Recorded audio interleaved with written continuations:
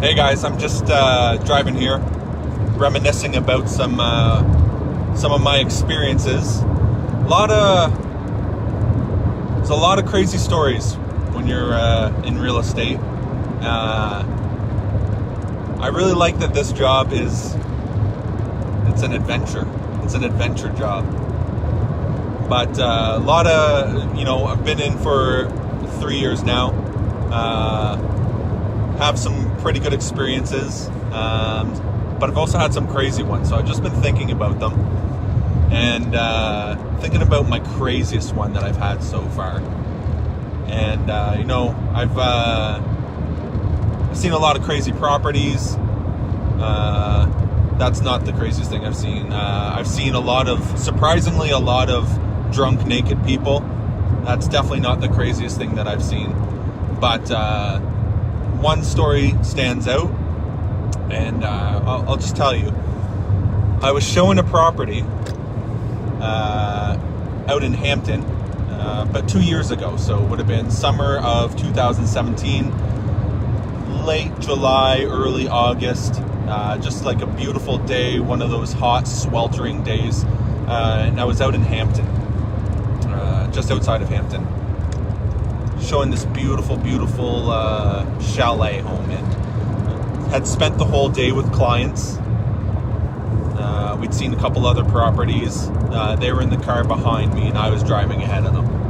So I pull up to this chalet style property, and it's pretty far off the road. So I just want you to imagine, like, beautiful home, probably like, let's say 200 feet off of the road, 300 feet off the road, long driveway. It's about 6 o'clock in the evening, maybe 7 o'clock, like the sun is just starting to go down, and my clients are not here yet.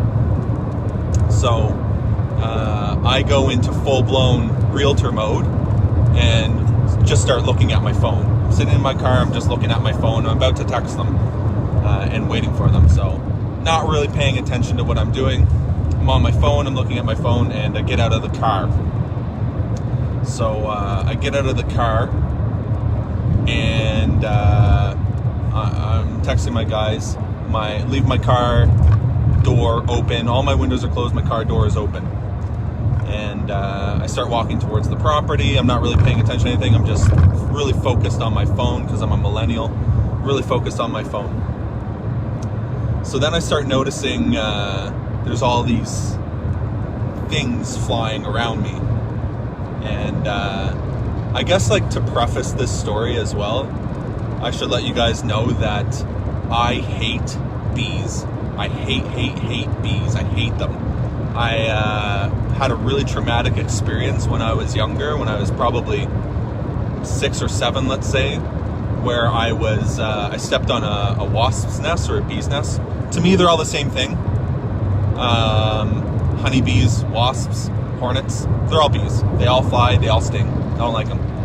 So I stepped on a nest and got stung from head to toe by these wasps. Super traumatic. The only thing I really remember from it is stepping on the nest, being in a bathtub soaking because of all my stings, and hating bees. That's all I know.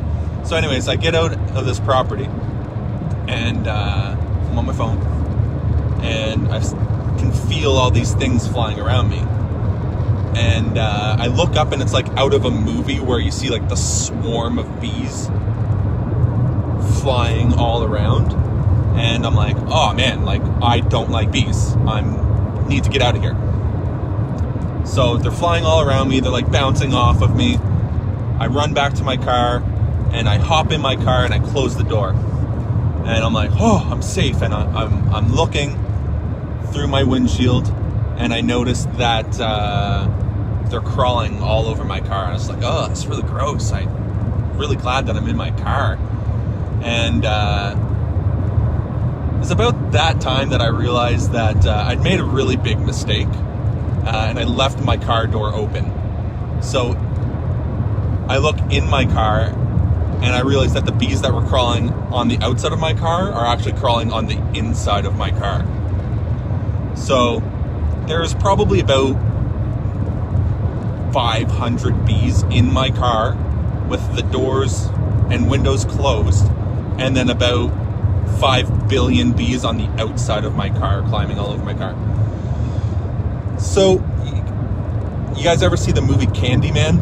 Remember Candyman? It's like a guy made out of bees. It was like a horror movie. I look at my arm and they're like crawling up my arm. And